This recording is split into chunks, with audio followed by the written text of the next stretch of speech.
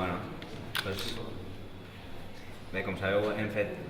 una reunió amb la vicepresidenta de la Diputació per a traslladar-li alguna de les necessitats que tenen els ajuntaments en necessitats d'infraestructures que són competència dels ajuntaments. Els ajuntaments tenen també unes competències i aquestes competències en manteniment d'edificis, sobretot d'escoles, els ajuntaments que ara tenen voluntat de poder-les tirar endavant s'estan trobant que fins ara molts dels ajuntaments que n'hi havia, sobretot el Partit Popular, no tenien aquesta voluntat fins ara i per tant hi ha molta necessitat de que en la competència de l'Ajuntament n'hi hagi el manteniment de les escoles com pertoca. Com que això és una competència que no és nostra ni simplement és dels municipis, vam pensar proposar a la Diputació de València que pogués ajudar als municipis. El compromís d'este govern és ferm i se va executant. Enguany n'hi ha més de 15 obres en marxa, s'han acabat 6 obres i s'estan licitant 11 més, és a dir,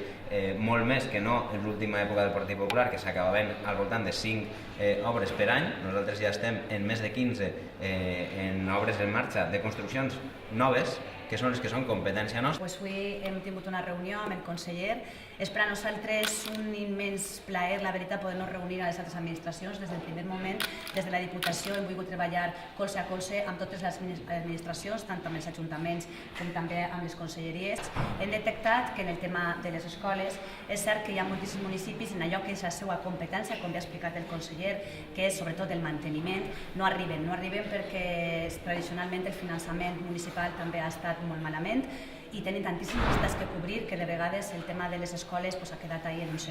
segon pla. En tema de manteniment, bé, com ha dit el conseller, no es tracta de fer escoles noves ni eliminar barracons, que això ho està fent la conselleria en el seu pla d'infraestructures, i nosaltres simplement hem replegat el llistat d'aquells municipis que la Direcció Territorial ha detectat que necessita dins dels pobles de les comarques de València per prioritat allò que és més urgent, i intentarem en els pressupostos de la Diputació cobrir tots aquells que són més urgents ja en este pròxim any.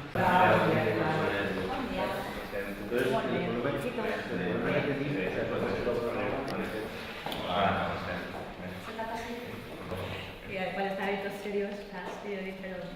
después de todo esto, ¿qué de los colegios?